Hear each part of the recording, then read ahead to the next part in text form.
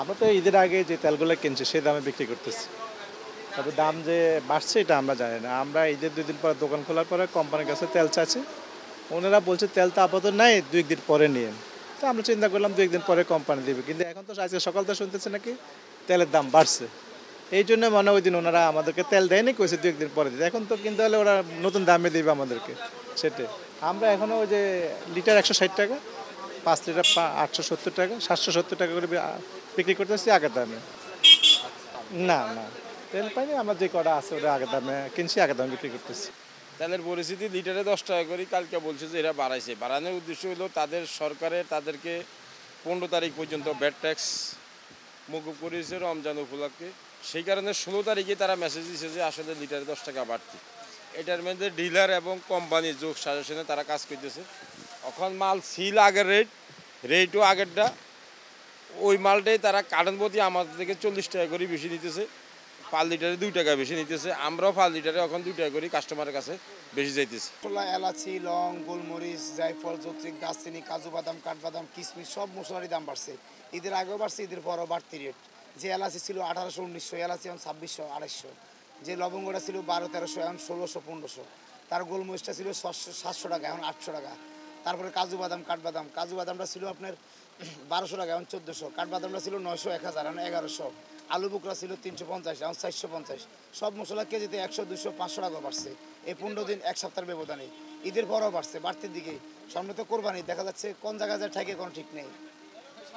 হ্যাঁ, জিরার দামটা খালি কম আছে, জিরার দাম অনেক কমছে। জিরা ছিল আর ৯০০-৮০০, এখন জিরা ৬৫০-৭০০ টাকা চলতেছে। জিরা দাম অনেক কমছে। লবঙ্গ ছিল ১৩০০, এখন হচ্ছে ১৫০০। এলাচি ছিল ১৮০০-১৯০০, এখন ২৬০০। দাম তো বাড়ছে এক সপ্তাহ ভিতরে, ঈদের সপ্তাহে বাড়ছে বেশি। আপনি ২৪০০ থেকে বাড়া শুরু হয়েছে।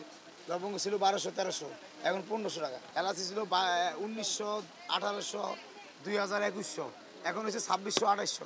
এরপরে আপনার ধরেন গোলমরিচ ছিল ৬০০, এখন ৮০০।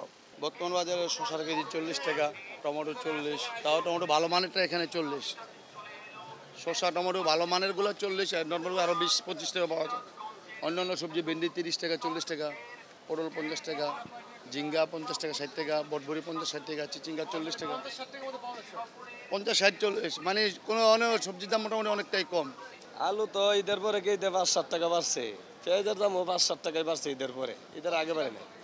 ঈদের আগে পেঁয়াজ পাইকারি আসছিল ৪০-৪২, ৫০-৪৮ বেচছি। এখন পাইকারি চলে ৫৪-৫৫, ৬০, ৫৮, ৫৬ মিলাই ব্যস্ত আছি। হ্যাঁ, ৬০ টাকা ১-২ কেজি যারা নেয়, আর ৫ কেজি ১০ কেজি যারা নেয় তারা ৫৬ টাকা। ১ কেজি ৬০ চলে, আলু ৫০ চলে কেজি, আর ৫ কেজি নিলে তো ১০ টাকা কম, আর ৪০ টাকা এই মিলে চলতেছে। আলু তো ৫-৭ টাকা বাড়ছে, ঈদের আগে ৪০-এর কম আলু কেনা গেছে। পেঁয়াজও ঈদের আগে মনে করেন যে ৫০ বেচছি, এখন ৬০ ব্যস্ত আছি। পেঁয়াজও হিসাবে সুতা ১০ টাকা থেকে ১২ টাকা বাড়ছে, ঈদের পরে বাড়ছে, ঈদের আগে না। আজকে পাকিস্তানি সোনালি ডাবল চলতেছে ৩৫০ টাকা, ৩৪০ টাকা পর্যন্ত। আর ব্রয়লার ২২০ টাকা, ২৩০ টাকা পর্যন্ত আজকের বাজার। এটা আসলে ২৫০ টাকা ব্রয়লার, 20 টাকা কমছে ঈদের পরে।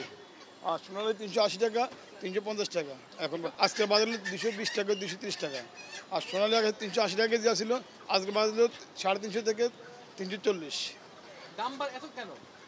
এখন মাল দামি কম ভাইয়া, দাম তো ঈদের পরে দাম দামি, ঈদের পরে তো মাল আসা কম হইতেছে, দাম বেশি।